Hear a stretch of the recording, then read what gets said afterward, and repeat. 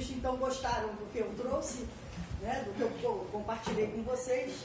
E aí, aqui estou mais uma vez com muita alegria, compartilhando o estudo que eu fiz. Então, eu vou começar, a gente vai falar sobre o poder de decisão que cada um de nós tem sobre a própria vida. E quem fala isso não sou eu, não. Então, vamos lá.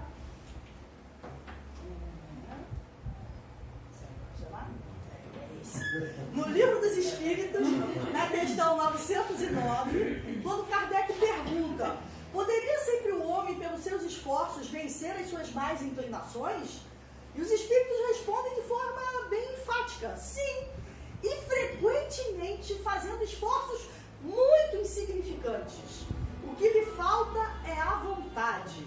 Ah, quão poucos dentre vós fazem esforços.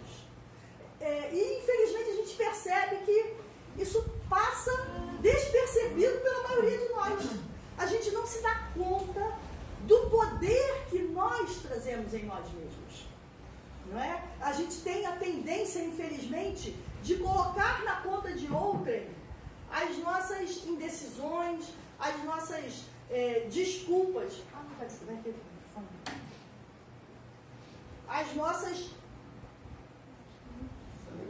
As nossas faltas de tentativas, os nossos medos em fazer alguma coisa.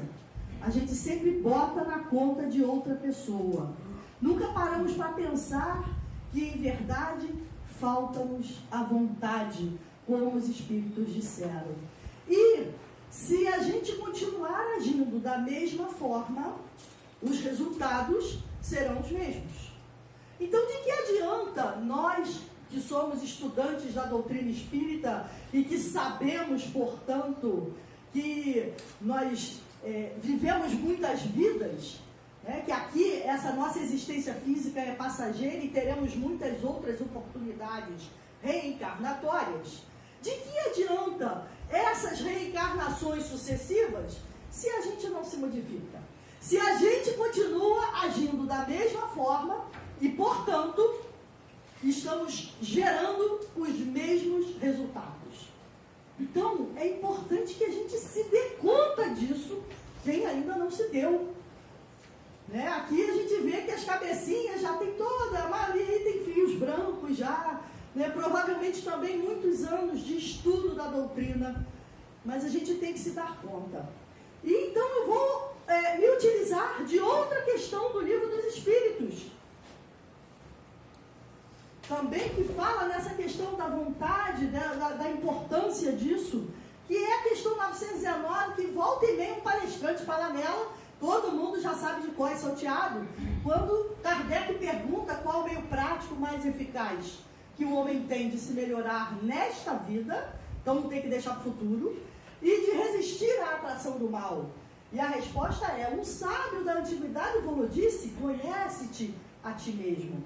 E aí na questão 919A, que eu não vou colocar aqui, Santo Agostinho responde lindamente, dando o seu próprio exemplo, falando acerca desse conhecimento de si mesmo. Ele nos dá um passo a passo para começarmos, quem ainda não começou, ou para continuarmos nessa caminhada de conhecermos a nós mesmos.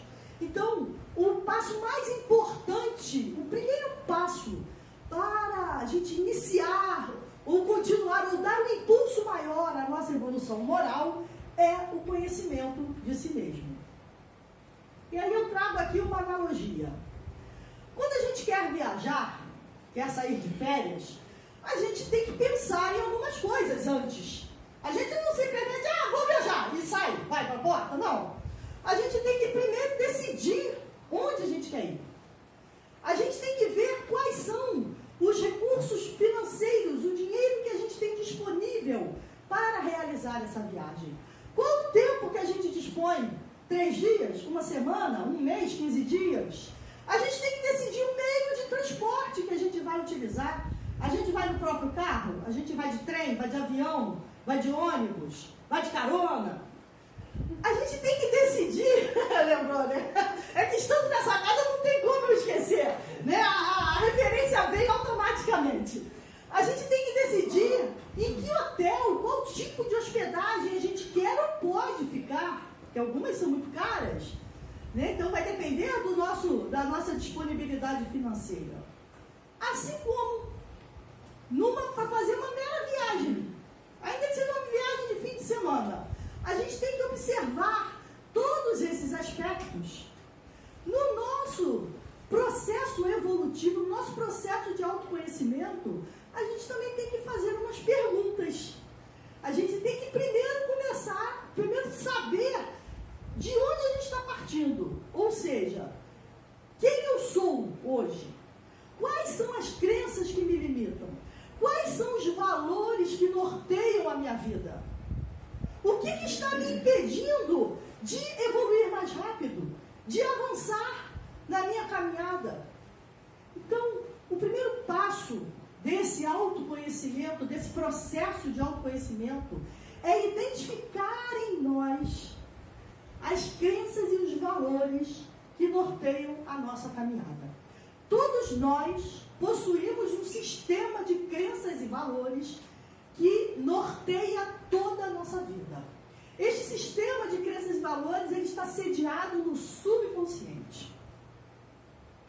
Então, é importante que a gente aprenda a enxergar, a conhecer este sistema de crenças e valores que está fazendo com que nós hoje estejamos no local que estamos. Cada um sabe onde está, estacionado.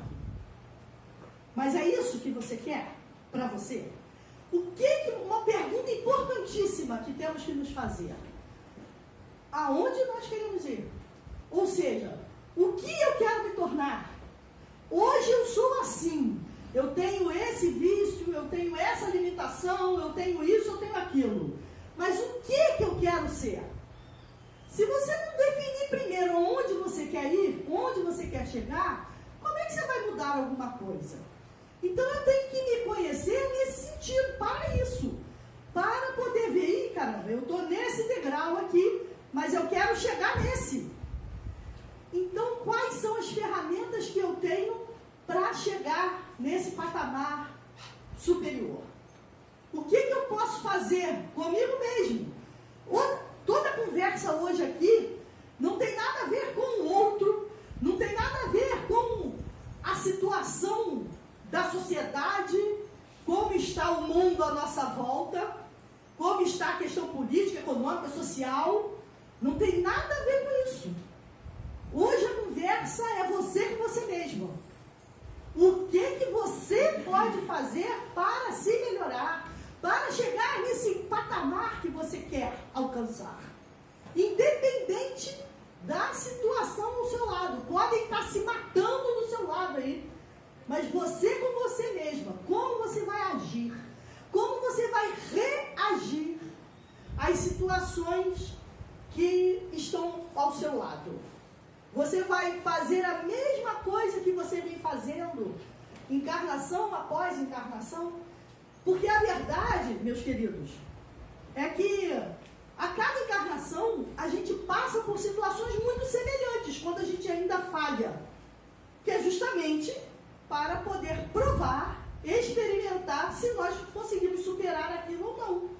Então, aquilo que a gente ainda falha, que a gente falhou no passado, nós passaremos por situações semelhantes, não iguais, mas semelhantes, para ver se hoje nós respondemos aquela questão de forma diferente.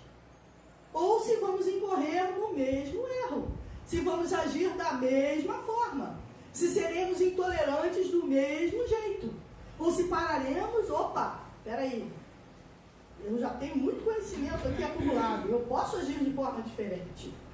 Eu posso botar meu orgulho um pouquinho de lado, engolir, né, a minha vaidade e agir de forma diferente. Então, é importante que a gente tenha plena ciência das crenças que nos limitam, porque no subconsciente está lá o nosso sistema de crenças e valores que rege a nossa vida. Que crenças são essas? A gente, na maioria das vezes, não tem consciência dessas crenças. Mas vamos continuar, que a doutrina espírita nos traz muitas ferramentas. Como eu disse, que ferramentas eu tenho? Então, a doutrina espírita nos traz, e lá no Evangelho, no seu capítulo 14, é uma outra mensagem de Santo Agostinho, que ele diz assim: Deus não dá prova superior às forças daquele que a pede, só permite as que podem ser cumpridas. Se alguém não consegue cumpri-las, não é que ele falte possibilidade, falta a vontade. Mais uma vez, Santo Agostinho aí vem nos auxiliar, nos lembrar de que muitas vezes as pessoas até põem na conta de Deus mesmo. Ah, Deus é cruel comigo, por culpa de Deus isso está acontecendo comigo. Quando às vezes é a sua inércia diante da situação. É você que não quer enxergar e não quer arregaçar as mangas e fazer algo em benefício de você mesmo. Ele continua nessa mesma mensagem, nesse mesmo item, mais adiante. Pois não é possível que seja da vontade de Deus que a sua criatura sofra indefinidamente. Que há de mais reconfortante, de mais animador, do que a ideia de que depende dos esforços de cada um abreviar o sofrimento mediante a destruição em si das causas do mal. Apesar deste item se referir às relações familiares, considerando que o tópico dele é a ingratidão dos filhos e os laços de família, este ensinamento aqui serve para qualquer situação das nossas vidas. Então, vamos parar de botar na conta de Deus quando algo de ruim nos acontece. Isso é muito comum em pessoas que não têm a sua fé muito fortalecida, principalmente quando alguém muito próximo desencarna. Né? Então, Deus não me ama, Deus levou de mim, Deus não permite que eu seja feliz porque levou o meu amor. Né? Então, paremos de colocar na conta de Deus, porque não é possível que seja da vontade dele que a gente sofra. Se estamos passando por determinadas situações, aquilo serve para o nosso aprendizado. Não é para nos humilhar, nem para nos abater. É para que a gente aprenda com aquilo. Mais adiante, lá no capítulo 17, item 4, intitulado Os Bons Espíritas, o finalzinho desse item. Todo mundo sabe a primeira parte, mas eu ressaltei em vermelho a parte mais importante que ninguém se dá conta. Então vamos lá. Reconhece-se o verdadeiro espírita pela sua transformação moral e pelos esforços que emprega para domar suas inclinações mais. Todo mundo sabe isso de quase Santiago. E aí, parou aí. Não se dá conta que a frase, esse período continua. Uma forma mais importante ainda.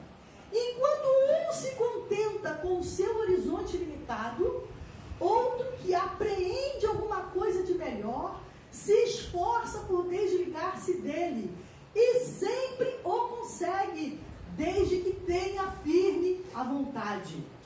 Mais uma vez aí, está nas nossas mãos esse poder. Será que a gente pode se considerar bons espíritas? Ou nós estamos nos limitando com esse horizonte aí que Kardec fala? Porque se a gente não se der conta daquilo que está nos limitando, lembra que eu falei das crenças limitantes? Nós não vamos nos desligar desse passado que fica se repetindo continuamente, que é o que a gente chama de atavismo. É a gente ficar reagindo, agindo da mesma forma como em encarnações anteriores.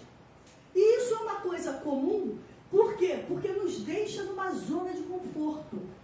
E é normal o ser humano querer permanecer nessa zona de conforto.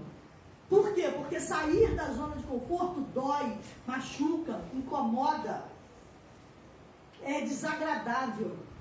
Mas é importante. É importante por quê?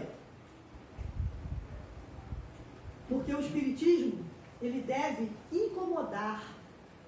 Ele nos mostra que a gente tem que progredir sempre, a gente está em constante processo de evolução. A gente tem que se modificar sempre. Essa interação que existe entre as pessoas é para que a gente aprenda a conviver, porque viver é fácil. Nasceu, está com vida, o organismo está funcionando tudo perfeitamente, estamos vivendo. Mas conviver é que é o grande desafio. E esse desafio não é para nos derrubar, é para que a gente aprenda a lidar com o outro. A página foi muito bem inspirada. Porque o que é a compaixão? É justamente você ter as suas emoções equilibradas, e eu vou falar disso mais à frente, no nível tal que não importa o que façam para você, o que direcionem a você, os dardos que te atinjam. Você terá compaixão, que é um sentimento superior, em que você entende ainda a infantilidade do outro, tá? E não se deixa abalar por nada que te atinja. O outro ainda não tem condições de fazer diferente, de fazer algo melhor. Então, ter compaixão é você ter as suas emoções completamente equilibradas e não se deixar abalar por nada que te atinja. Não é, jocosamente falando, o que vem de baixo não me atinge, mas é baixo no sentido de inferior, de infantil, de ainda não estar amadurecido o suficiente para agir de forma diferente. E por isso ainda agride, ainda machuca. E se você for perceber, na verdade, aquela criatura, ela está mais machucada, mais destruída do que a gente possa imaginar. Uma outra coisa importante que a gente sempre tem que ter em mente é que saber é fazer. Não basta termos o conteúdo da doutrina espírita todo na cabeça, se a gente não fizer nada com isso. O importante é o que a gente faz com aquilo que a gente aprendeu. Então, assim, o Espiritismo, ele mudou, né? A bandeira da salvação com a igreja, com o catolicismo, ela estava centrada na igreja. O Espiritismo vai e traz a questão da caridade, dizendo que a salvação se encontra na caridade, que é você aprender a olhar para o outro e fazer algo para o outro, dar ao invés de receber. E aí o que aconteceu? A gente acabou dando muita importância a isso, até porque, como temos muitas existências, provavelmente fomos católicos em existências anteriores, ou até mesmo nessa, antes de conhecermos a doutrina espírita, e estávamos então equivocados com essa questão de nos acharmos salvos só pela questão de estar vinculado àquela religião, de fazer aqueles rituais exigidos por aquela ou outra religião. Então, as pessoas começaram a se preocupar muito com a questão da caridade, o que é muito louvável. É importantíssimo isso.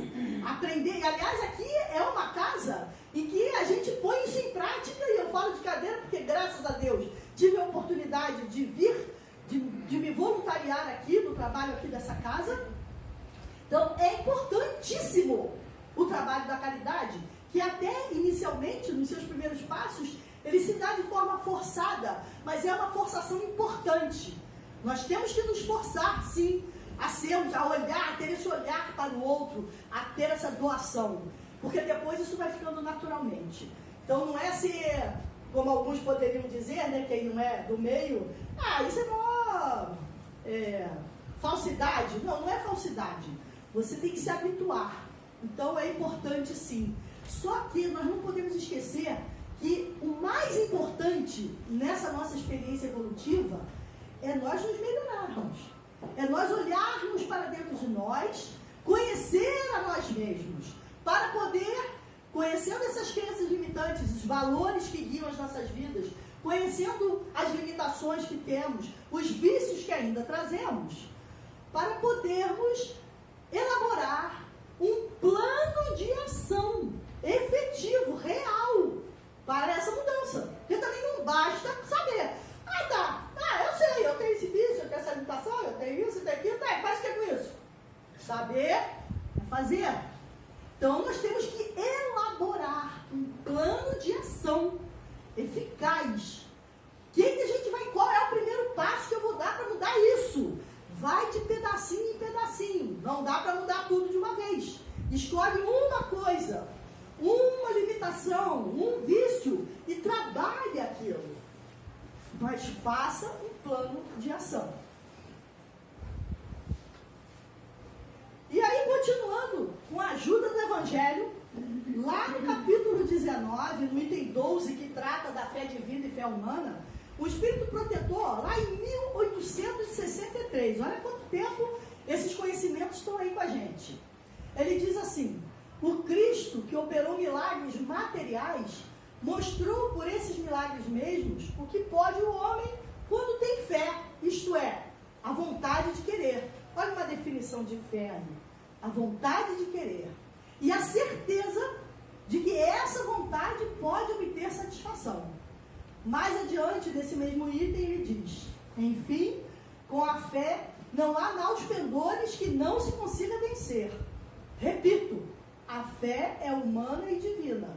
Se todos os encarnados se achassem bem convencidos da força que trazem em si, e se quisessem pôr a vontade a serviço dessa força, seriam capazes de realizar o que até hoje eles chamam prodígios, e que, no entanto, não passa de um desenvolvimento das faculdades humanas. Lembrando o que Jesus falou: vós sois deuses, podeis fazer o que eu faço e muito mais. É o nosso objetivo, ou é o nosso ponto de chegada lá. A gente vai chegar nisso. Isso é inevitável. Mas quanto tempo a gente vai demorar para chegar nisso? Aí depende de cada um. Depende do quanto você põe a sua vontade a serviço dessa força. Há muito tempo nós temos esses conhecimentos. No entanto, o que nós estamos fazendo com isso? Saber é fazer. Nós temos que colocar isso em prática. Não basta estar no nível intelectual. E eu percebi isso muito claramente com o início da pandemia. Eu comecei a fazer uns cursos online de desenvolvimento humano. E aí eu percebi que a maior parte daquelas coisas que estavam sendo faladas lá, eu já sabia, em razão dos meus estudos da doutrina espírita. No entanto, eu me dei conta de que, poxa, eu sei isso tudo, e no entanto, eu ainda não tenho as minhas emoções completamente equilibradas. Eu não controlo ainda as minhas emoções. Eu me deixo envolver, eu me deixo levar ainda por sentimentos de decepção, de mágoa, de revolta, muitas vezes, né? A situação externa. Por isso que eu falei, esqueçamos o externo, voltemos para nós. Então, por que isso aconteceu? E aí eu me dei conta, eu tenho esse conhecimento a nível intelectual, mas na verdade eu não estou colocando ele na prática como deveria. Eu não estou aplicando todo o potencial desse conhecimento. É óbvio que ao longo de toda essa minha caminhada aqui, fazendo parte, né, se assim dizer, dessa doutrina, eu melhorei bastante. Superei muitas limitações, melhorei em muitos aspectos. Nossa, eu sou uma pessoa completamente diferente da que eu era antes de conhecer a doutrina espírita. Melhorei bastante. Mas eu poderia ter melhorado muito mais. E é isso que eu quero que vocês entendam. Esses ensinamentos, se a gente estivesse aplicando-os corretamente, eles poderiam nos colocar em condições muitíssimo melhores da que nós estamos hoje, que ainda nos deixamos levar ao sabor das emoções. De acordo com o estímulo que vem, a gente responde dessa ou daquela maneira. A gente ainda não tem essa compaixão que a página fala. A gente ainda não está equilibrado o suficiente para receber as pedradas e não se deixar abalar, não se revoltar, não querer se vingar, não querer revidar. Mas com esse conhecimento que já está aqui na nossa vida há tanto tempo, se a gente estivesse aplicando, a gente estaria muito melhor do que está hoje, eu garanto. Eu garanto que a gente estaria muito melhor. E por quê? Porque a gente estuda, acha legal, poxa, que legal isso. Mas se a gente não tem noção do que está nos limitando, a gente não vai mudar. falei do subconsciente? Então, o subconsciente, ele é o livro da nossa vida. Nele está concentrado tudo que nós pensamos, vivenciamos, aprendemos.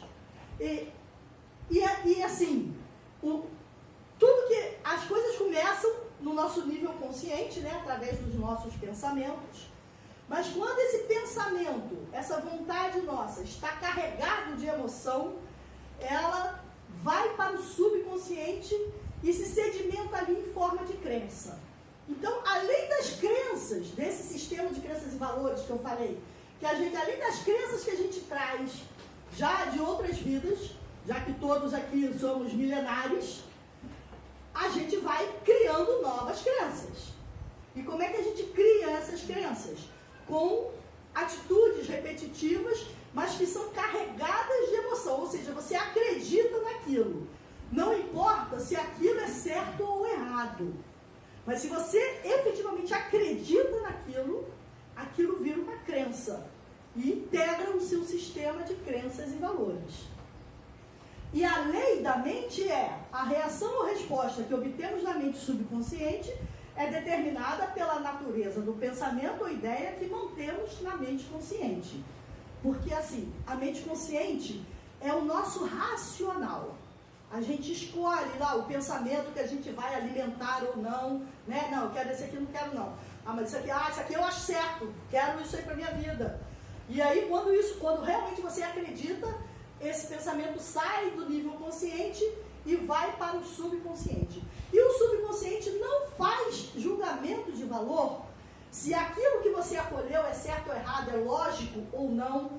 Ele não faz esse julgamento de valor. Então, o seu subconsciente, ele age cumprindo as ordens do que você ordenou.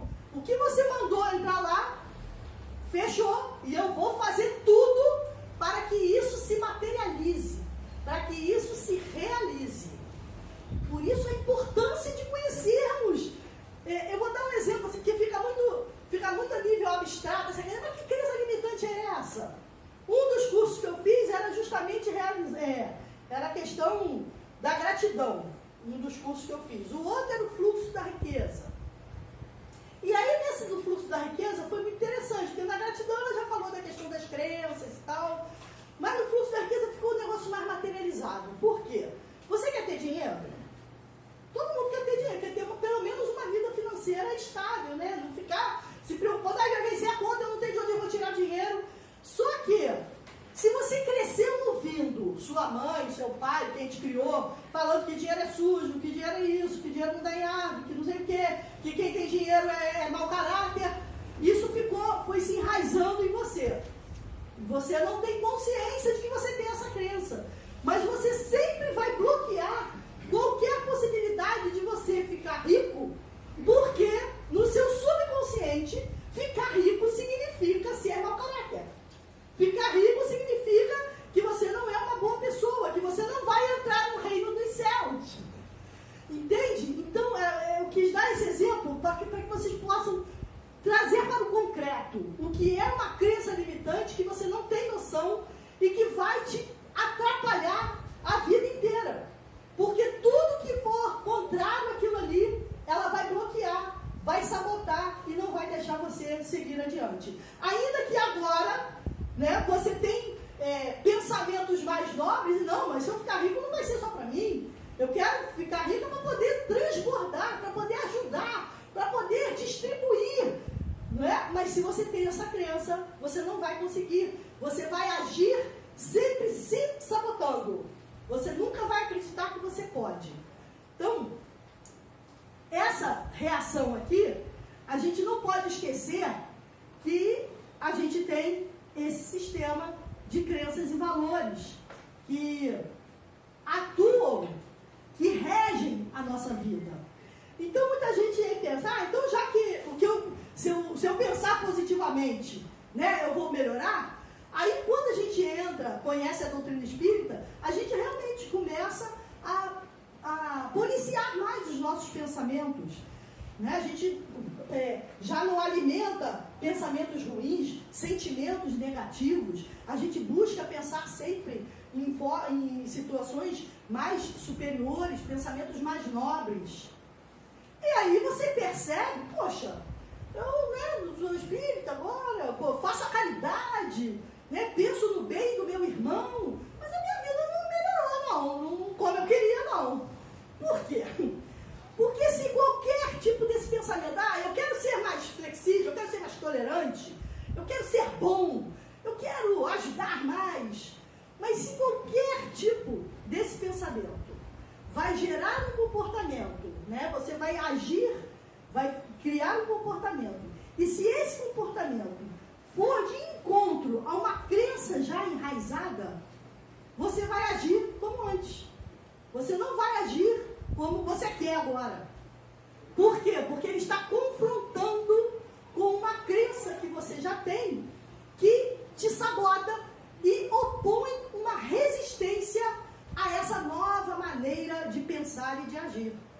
Então você tem que trabalhar isso para fazer com que essa nova maneira de agir e de pensar se sobreponha àquela crença que você tem enraizada, que é diametralmente oposta, e que por isso faz uma resistência e não deixa você fazer o que você quer. Qual é aquela frase de Paulo? Eu faço o que eu quero? O bem que eu quero, eu não faço, mas o mal que eu não quero, esse eu faço. O bem que eu quero, eu não faço, mas o mal que eu não quero, esse eu faço. Explicação científica, sistema de crenças e valores. O comportamento que ele quer atuar agora está indo de encontro a uma crença já enraizada. E aí ele age em conformidade com a crença. Nesse embate, a crença sempre vai vencer. Por isso temos que conhecer e trabalhar para modificar essa crença. Outra coisa que não podemos esquecer é a relação intrínseca que existe entre a mente, que a gente divide didaticamente, inconsciente e subconsciente, e o corpo. Então há uma relação constante de um para o outro. E aí eu trago aqui, então, e aí eu peço a permissão de vocês, que abram um pouco a mente, porque agora isso aqui não é um conteúdo espírita. A gente tem visto nos últimos anos, uma crescente aí de pessoas se formando em coach para ajudar as pessoas em vários aspectos de sua vida profissional, emocional, financeira. E eles alguns realmente têm tido muito sucesso nesse empreendimento, porque, como eu falei da questão da prática, lembra que eu falei que a gente tem conhecimento intelectual da doutrina, mas não estamos aplicando como deveríamos aplicar.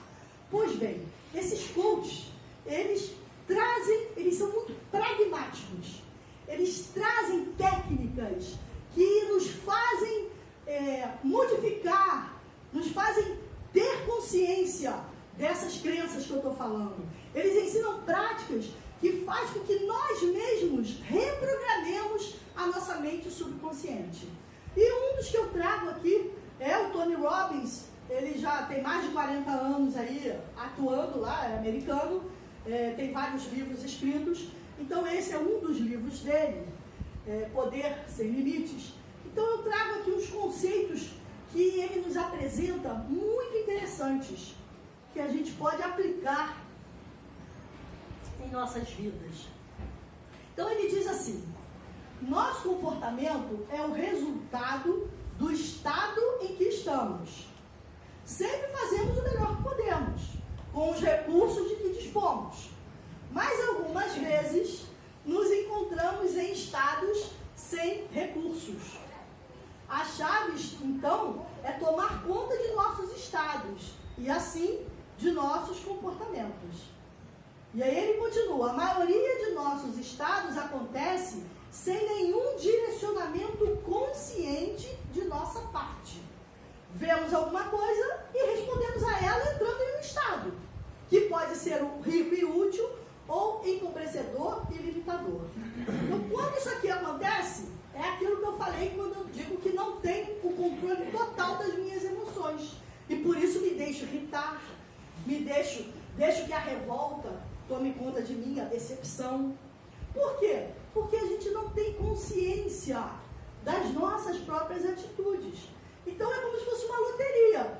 Realmente, alguma situação vai acontecer e eu vou responder essa situação.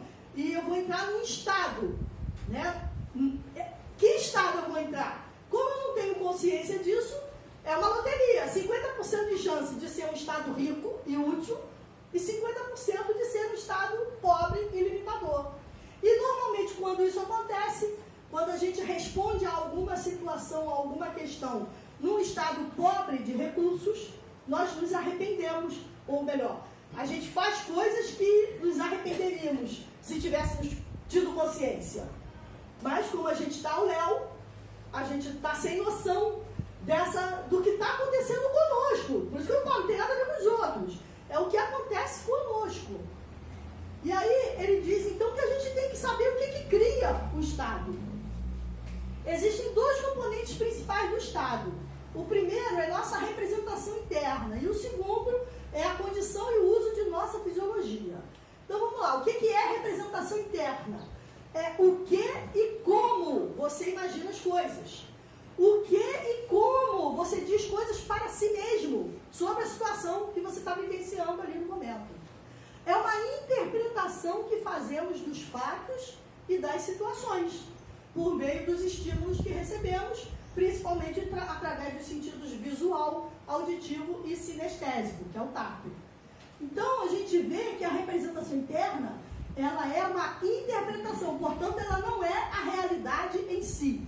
Ela é como nós vemos a realidade. E aí, nosso comportamento será em função disso. A gente acha que é aquilo e age. E às vezes está errado. E a condição e padrão de uso de nossa própria fisiologia? São as coisas que o nosso corpo, os sinais do nosso corpo, né? Lembra que eu falei? Mente e corpo sempre em interação constante. Então, exemplo, tensão muscular, estado de fome ou saciedade, o modo como respiramos, a nossa postura, tudo isso influencia, e mais alguma coisa, influencia no nosso comportamento. Porém, eu vou dar um exemplo prático, eu sei que isso deve dar exemplo prático, mas isso aqui eu sou uma pessoa que tem muita fome. E assim, quando eu estou com fome, eu começo a ficar nervosa, eu fico tremendo, não raciocino direito, né? Eu me deixo levar muito, assim, minha fisiologia muda muito. Então, se eu tenho algo para resolver importante, eu nunca vou fazer isso com fome, porque eu vou tomar atitudes erradas se eu estiver com fome, entendeu? Vão ser atitudes diferentes se eu estivesse saciada. Eu estou bem, então vamos lá, vamos pensar no problema e vamos resolver. Mas se eu estiver com fome, já no estágio de tremer, porque me dá tremedeira mesmo, eu fico tonta. Como é que eu vou resolver alguma situação importante nessa condição fisiológica? Isso vai afetar as minhas decisões. Então a gente tem que prestar atenção. O que Tony Robbins diz, quando ele fala que a maioria das vezes isso é inconsciente. Então, a gente tem que trazer para o consciente a nossa representação interna, como é que eu interpreto aquilo ali. Mas peraí, será que é assim mesmo? Né? Colocar em dúvida. E a nossa situação fisiológica. Eu estou tensa, eu estou nervosa, peraí, acabou de acontecer alguma coisa, eu estou tremendo, então calma, relaxa, entendeu? Você tem que mudar o seu estado fisiológico para poder tomar decisões acertadas. Isso é fazer a coisa de forma consciente. Sono também. Sono, então, ai meu Deus, terrível. Começa, o olho abaixa assim, o que você está falando? Já não estou mais ouvindo, sabe? Já fico entre dois planos.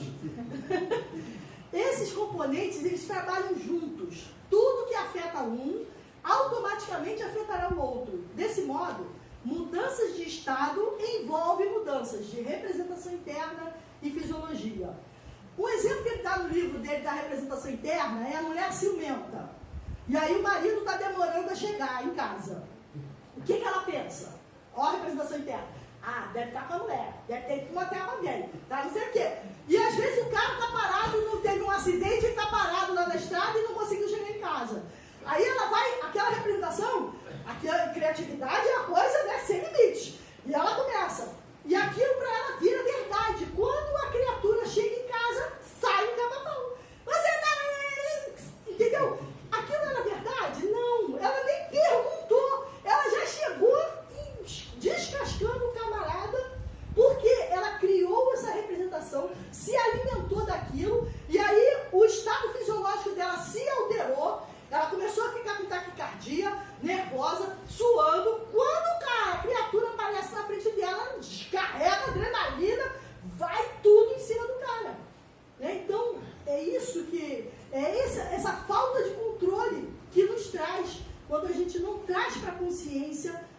A nossa representação interna, a nossa fisiologia. O Geraldo Guimarães, aconteceu um negócio engraçado com ele, fez uma viagem, ele fazia um trabalho que ele costumava viajar, e foi fazer a viagem de ônibus.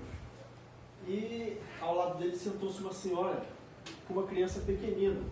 Essa criança sentiu-se mal, vomitou na mãe, e ela pediu pro Geraldo segurar. Essa criança muito lourinha, cabelos compridos, né? E era uma época de frio, ele estava com uma japona, os mais novos nem sabem o que é japona.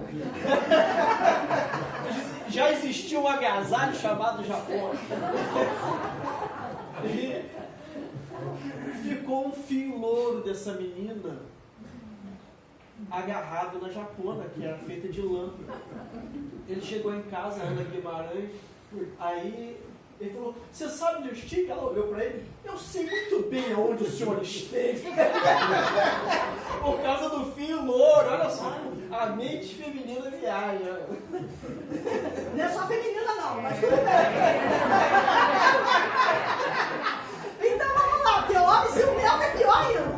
Então vamos lá, aí Tony Robbins continua. Para controlar e dirigir nossos comportamentos, devemos controlar e dirigir nossos estados. E para controlá-los, devemos controlar e conscientemente dirigir nossa representação interna e nossa fisiologia. A chave para produzir os resultados desejáveis é representar coisas para si que o coloque no estado de recursos tal que o deixe fortalecido para praticar os atos que criem o resultado almejado. Então a gente tem que colocar, fazer essa representação, já que ela não é a realidade em si. Então vamos criar representações que nos fortaleçam. Porque aí a gente vai estar com aqueles recursos fortes que nos ajudarão a obter resultados positivos. Se representarmos para nós que as coisas vão funcionar, criamos os recursos internos que precisamos para conseguir um estado que nos apoiará na produção de resultados positivos. Então isso é uma explicação mais lógica acerca daquele negócio de, Poliana, tudo ela pensa positivo, vê tudo de bom em tudo, né? Essa coisa, isso é folclórico. Não, gente, é a questão, vamos trazer isso para uma coisa lógica. A gente vai criar representações de coisas positivas que vão funcionar, e aí isso gera em nós um estado de recursos empoderadores. E isso facilita a gente obter o resultado que a gente pensou inicialmente. O mesmo aqui, acontecerá ao contrário. Ou seja, se representarmos para nós que as coisas não vão funcionar, não há Cristo que faça funcionar. Elas não funcionarão, porque você gerará um estado pobre, e aí você não vai conseguir mobilizar as coisas para atingir o seu objetivo. Porque você achou que não ia funcionar, então ele não vai funcionar. Atenção, se você está sempre focalizando em todas as coisas mais da vida, tudo que não quer, ou todos os possíveis problemas, você se põe num estado que apoia esses tipos de comportamentos e resultados. Gente, e a gente faz isso sem se dar conta. É muito comum a gente focar no que a gente não quer. A nossa mente, o nosso cérebro, ele não enxerga a negativa. Então, você diz, não quero engordar. O cérebro está lendo, quero engordar. Ele não vê o negativo. Então, você tem que focar no que você quer. E isso não é fácil. É muito mais fácil a gente descobrir o que a gente não quer. Eu não quero ser pão dura. Eu não quero ser egoísta. Eu não quero falar mal de ninguém. Tá, mas então o que você quer? Foque no que você quer. Porque o cérebro só pensa no positivo, na afirmativa, ele não vê o não. Tá? Então, aqui, se você ficar só pensando nos problemas, você vai criar um estado que não vai te ajudar a solucionar. Pelo contrário, vai te colocar mais ainda dentro daquele problema. Isso é um esforço que nós temos que fazer, gente. Isso Tony Robbins, ele se baseia na programação neurolinguística. Muita gente acha, eu nasci assim, né? Síndrome da Gabriela, vou morrer assim. A ciência até hoje, a genética já se flexibilizou, porque temos aí a epigenética, que diz que você, mesmo tendo aquela carga genética de acordo com a forma com que você vive, com que você se alimenta, o ambiente que você está, você muda aquilo. Então é a mesma coisa. A gente não nasceu assim e vai morrer assim, não. Depende de nós decidir mudar. Então, pensando sempre o que quer e não o que não quero. O que não quero não é bom. Temos também aqui a Amy Cuddy, que é uma psicóloga, também pesquisadora, e ela estuda aqui a influência da linguagem corporal para o nosso cérebro. E ela diz assim: sabemos que nossa mente muda nosso corpo. O que não sabíamos é que nosso corpo muda nossa mente ainda mais rápido. Como também fazer poses ou posturas de poder por alguns minutos pode realmente mudar sua vida de maneira significativa, aumentando o nível de testosterona e diminuindo o cortisol. E aí ela ficou famosa por causa dessa pose aqui da Mulher Maravilha, que é uma pose de poder, em que ela diz: se você ficar nesta postura, né? Aqui, mãos na cintura, cabeça para o alto, olhar para frente, ombros para trás, peito aberto, por 2 pernas levemente afastadas. Se você ficar por 2 minutos assim, essa postura causa uma alteração no seu cérebro a nível químico, fazendo com que neuropeptídeos ligados a coisas boas, positivos, aumentem a sua produção. Então, aumenta o nível de testosterona em 20%. Com o aumento da testosterona, aumenta a sua sensação de poder, de domínio, de controle, e isso faz baixar o cortisol, que é também conhecido como hormônio do estresse, em 15%. Então, se você está deprimido, com problema, não sei o que, está se achando o último a caca do cavalo do bandido, pose Mulher Maravilha, ou Super-Homem aí para os homens, 2 minutos, você vai se sentir mais poderoso, vai baixar o hormônio ruim que causa sensações desagradáveis no seu corpo e você vai se sentir melhor. Da mesma forma, a posição contrária causa sentimentos de depressão. Então, se você encurvar os ombros, baixar a cabeça, né, se fechar todo, a química cerebral agora irá produzir os hormônios que causam apatia, desânimo, os hormônios contrários. Né? A neurociência, ela tem estudado isso e ela mostra a importância da postura. Né? Para cada postura, a pessoa produz resultados diferentes.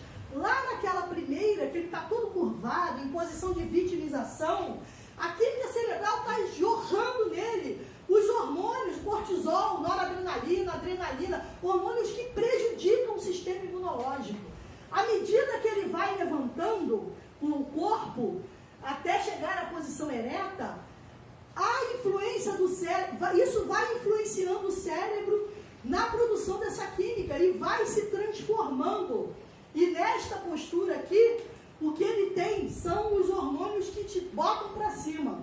E aí, o Paulo Vieira, que é um outro coach brasileiro, também escritor, ele fala, para você testar isso aqui, vai para um lugar, né, que você silencioso, que ninguém te interrompa, e fique 2 minutos, 2 a 5 minutos em cada posição. E aí ele diz, você tem que combinar a expressão facial com a corporal. Né? Não é ficar rindo assim, não. Entrou na posição de vitimização. Fica lá de 2 a 5 minutos e anota. Depois desse tempo, anota os pensamentos que passaram pela sua cabeça. As sensações que você teve. Depois faz a segunda postura. A terceira, a quarta e a quinta. E vai anotando para você observar em você mesmo como isso se modifica. E aí, para encerrar, eu vou contar uma historinha que está nesse livro aí, O Poder da Ação.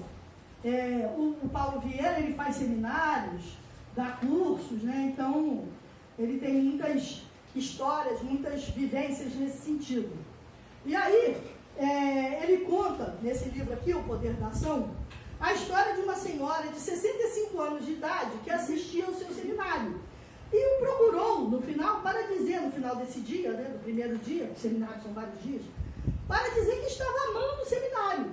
Porém, tudo que ele havia falado não se adequava a ela, pois seu caso era diferente. E a depressão que tinha há anos era porque seu cérebro não produzia serotonina, o hormônio da felicidade. Ela mostra então uma caixa contendo comprimidos de serotonina importados da Alemanha. Paulo observa sua postura encurvada, o ombro esquerdo caído, a cabeça lateralizada e baixa. Diz então que para que seu cérebro tivesse suas funções normais e produzisse a melhor química possível, ela teria de primeiramente mudar sua comunicação corporal, levantando os ombros, o semblante, colocando a cabeça reta, etc. Ela riu, como se aquilo não fizesse sentido, agradeceu e saiu. 6 dias depois, na segunda etapa do evento, ela ressurgiu completamente diferente. Um tom de voz forte, vibrante, alegre, entusiasmada, e disse que queria contar todas as mudanças que ocorreram com ela. E contou que após a morte do marido, sua filha a convenceu de que ela devia aproveitar o plano de aposentadoria e parar de trabalhar. Sem companheiro e sem ocupação, a filha também a convenceu de que não podia mais dirigir. E o passo seguinte foi dar uma procuração para a filha cuidar da sua pensão e da aposentadoria. Nesse momento, ela não tinha mais marido, trabalho, liberdade de ir e vir, pois dependia da boa vontade da filha para levá-la a qualquer lugar, como também não tinha mais dinheiro, pois sua filha passou a ficar com todos os rendimentos e os usava da maneira que queria. O passo final foi levar a mãe a um psiquiatra, pois ela devia estar depressiva, uma vez que vivia triste, calada e chorando a morte do marido. E foi nesse estado emocional que ela havia chegado ao seminário. Depois da conversa com Paulo, decidiu experimentar para ver se o que ele falara era real. No mesmo dia comprou um colete elástico, corretor de postura, e começou a usar. Já no dia seguinte pela manhã, percebeu mudanças na sua atitude e no seu humor. No segundo dia, estava se sentindo mais disposta. No quarto dia, ela ressurgiu das cinzas. A primeira coisa que fez foi cancelar a procuração que sua filha tinha e passou ela mesma a receber a sua pensão e aposentadoria. A segunda mudança foi pegar seu carro da filha e voltar a dirigir. E com isso, ela voltou a visitar as irmãs e a jogar seu carteado que há anos não jogava. A terceira grande mudança foi aceitar o convite de uma amiga para frequentar semanalmente um baile dançante no clube militar. Paulo lhe pergunta por que havia colocado o colete corretor de postura. E sua resposta foi: você não disse que para meu cérebro funcionar direitinho, eu tinha que mudar minha comunicação corporal? Ele confirma e ela continua. Então, depois de 65 anos de vida e mais de 30 anos como bancária, era difícil para mim ficar assim toda ereta. Então foi só colocar o colete que tudo ficou mais fácil. A história não termina aqui. O problema foi na segunda-feira seguinte, quando a filha dessa mulher entrou na empresa do Paulo completamente enfurecida, acusando-o de ter destruído a vida da mãe dela, pois a sua mãe estava dirigindo e não podia. Estava se expondo no trânsito, indo e vindo da casa das amigas, e isso também não podia. Sem contar que sua mãe agora estava tomando conta do próprio dinheiro, e isso ela também não podia, pois era uma velha senil e incapaz. O resultado é que depois das mudanças pelas quais a mãe passou, a filha teve de procurar um emprego e lugar para morar, pois não fazia muito sentido uma administradora de 38 anos ser sustentada pela mãe e morar com ela. Então, meus queridos, poder de decisão está nas nossas mãos. Olha que isso aqui, né, é um relato verídico que está nesse livro. E você vê, aí a gente vê, nossa, mas tantos anos, né, assim, né? Gente, corpo e mente em constante interação, influenciando diretamente um ao outro. Temos que ter noção disso. Não podemos deixar esse conhecimento guardado numa caixinha lá dentro da bolsa, não. É botar em prática. Agora, já. Por quê? Por que continuar sendo a mesma pessoa de sempre, se você pode ser alguém muito melhor? Isso não é do Espiritismo. Isso aí é uma frase de Richard Dentler, co-criador da PNL. Mas não tem tudo a ver com tudo que a gente viu que está na doutrina espírita? Então, meus queridos, como eu disse, os coaches, eles são mais pragmáticos. Então, eles ensinam técnicas, a postura. Você está entrando no estado depressivo, joga isso para cima, entendeu? Faz uma alteração na sua química, você mesmo altera a sua química cerebral para te ajudar. Lembra que eu falei das ferramentas? Que ferramentas nós temos? Olha aí uma ferramenta, abramos as nossas mentes, a fim de que possamos utilizar em nossas vidas conhecimentos que não vêm somente da doutrina espírita, mas que se agregam a ela e podem nos ajudar grandemente.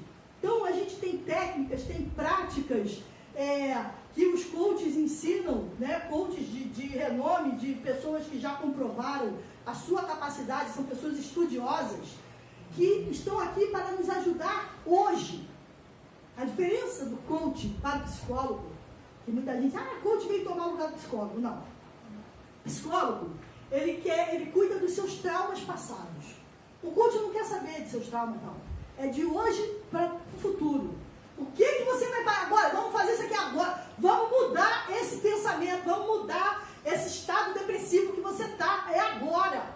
Não vai mais deixar a depressão tomar conta de você. Porque quando vier um pensamento ruim, que você vai se curvando, você vai erguer seu corpo. E o Paulo Vieira, ele tem uma outra. Essa técnica é uma técnica mais tranquilinha.